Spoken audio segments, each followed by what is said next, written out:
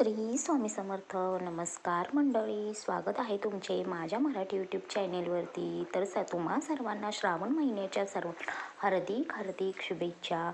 तर मंडळी, तुम्हाला माहिती आहे का, श्रावण महिन्यात नागपंचमी का साजरी करतात? नागदेवतेची पूजा करण्यामागची कथा नेमकी काय आहे? तर चला माहिती जाणून घेऊया. A to Z माहिती जाणून घेऊया आपण आज. तर मंडळी, नागदेवतेला निसर्ग, भूमी आणि तत्वांशी जोडले जाते. त्यामुळे या दिवशी नागांची पूजा करून त्यांच्याबद्दल कृतज्ञता व्यक्त करण्याची परंपरा आहे. तर मंडळी, श्रावण महिना सुरू झाला आहे आणि हिंदू धर्मातील सणाला सुरुवात होऊन नागपंचमी हा हिंदू धर्मातील महत्त्वाचा सण असून तो श्रावण महिन्यात शुक्ल पक्षाच्या पंचमीला साजरा केला जातो. नागदेवतेला निसर्ग, भूमी आणि जलतत्वांशी जोडले जाते.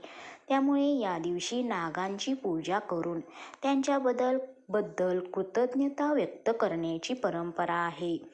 तर मंडळी, हिंदू धर्मात नागाला केवळ साप म्हणून पाहिले जात नाही, तर त्यांना नागदेवता म्हणून पूजनीय स्थान दिले जाते.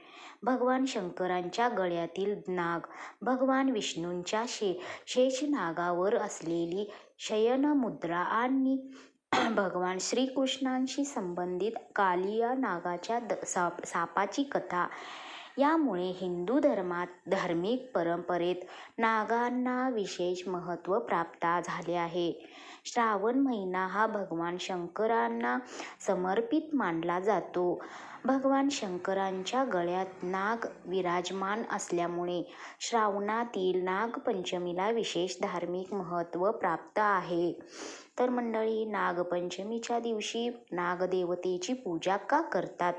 तर नागपंचमीच्या दिवशी नागदेवतेची पूजा करण्यामागे निसर्ग आणि धार्मिक श्रद्धा या दोन्हींचा संबंध आहे. पारंपरिक भारतीय जीवन पद्धतीत साप आणि नाग हे शेत जमिनींचा एक महत्त्वाचा भाग मानले जाते. ते उंदरासारख्या पिकांचे नुकसान करणाऱ्या प्राण्यांवर नियंत्रण ठेवतात. त्यामुळे नागांविषयी भीती न बाळगता त्यांचा सन्मान करावा, निसर्गातील प्रत्येक जीवाला महत्त्व द्यावे, असा संदेशही या सणातून मिळतो.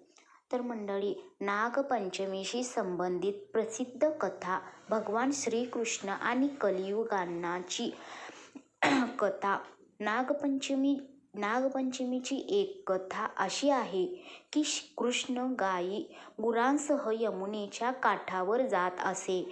त्या नदीतील कालिया नावाच्या सापाने गोकुळवासी भयभीत झाले होते. पण श्रीकृष्णाने कालियामर्दन केले आणि त्यांच्यावर विजय मिळवला.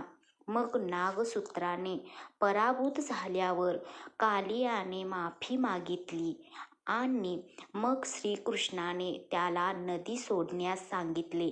ज्या दिवशी कृष्ण विजयाने नदीतून बाहेर आले तो दिवस श्रावण पंचमीचा होता. तेव्हापासून नागपंचमीची ही प्रथा सुरू झाली असेही मानले जाते. नागपंचमीला काय करतात? तर महाराष्ट्रात नागपंचमीचा सण सर्वत्र साजरा केला जातो. नागपंचमीच्या दिवशी अनेक ठिकाणी घरातील देवघरात किंवा नागदेवतेच्या प्रतिमेची पूजा केली जाते. काही भागात भिंतीवर किंवा पाटावर नागांची प्रतिमा काढून नागाची पूजा करण्याची पद्धत आहे. तर मंडळी, परंपरेनुसार नागदेवतेला दूध आणि लाह्यांचा नैवेद्य अर्पण केला जातो. महिलांकडून नागदेवतेची पूजा करून कुटुंबाच्या सुखसमृद्धीसाठी प्रार्थना केली जाते. या दिवशी नागाला इजा होऊ नये म्हणून शेतकरी शेतात नांगर फिरवत नाहीत. या दिवशी विळी देखील वापरत नाहीत. तर मंडळी, या सणाला नववधू माहेरी येतात, झिम्मा फुगडी खेळतात आणि झाडाला झोके बांधून झोके सुद्धा खेळतात. आधीच्या काळात बालविवाह होत होते, म्हणून मुलींना मोकळेपणाने खेळता यावे यासाठी पंचमीच्या दिवशी गावाबाहेर झोपाळे बांधण्याची प्रथा होती.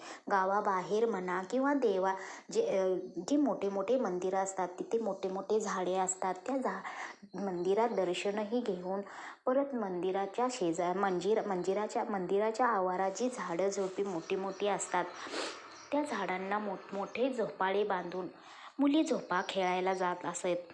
तर मंडळी, मात्र जिवंत सापांना पकडून त्यांना दूध पाजणं किंवा त्यांच्यावर कोणत्याही प्रकारे त्रासदायक विधी करणं योग्य नाही. धार्मिक श्रद्धा जपत नागाचे आणि वन्यजीवांचे संरक्षण करणे अधिक महत्त्वाचे आहे.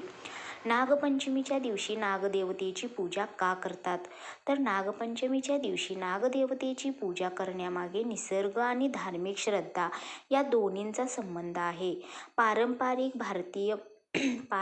भारतीय जीवन पद्धतीत साप आणि नाग हे शेत जमिनीच्या परिस्थितीचा महत्त्वाचा भाग मानले जातात.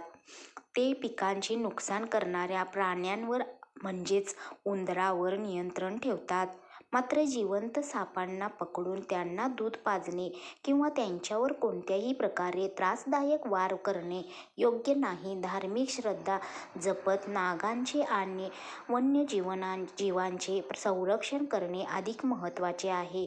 त्यामुळे नागाविषयी भीती न बाळगता त्यांचा सन्मान करावा. निसर्गातील प्रत्येक जीवाला महत्त्व द्यावे, असा संदेशही या सणातून मिळतो. तर मंडळी, अशा प्रकारे नागदेवतेची पूजा श्रावण महिन्यात नागपंचमी साजरी केली जाते. तर मंडळी, माहिती कशी वाटली नक्की कमेंट्स करून सांगा. श्री स्वामी समर्थ. ओम नमः शिवाय.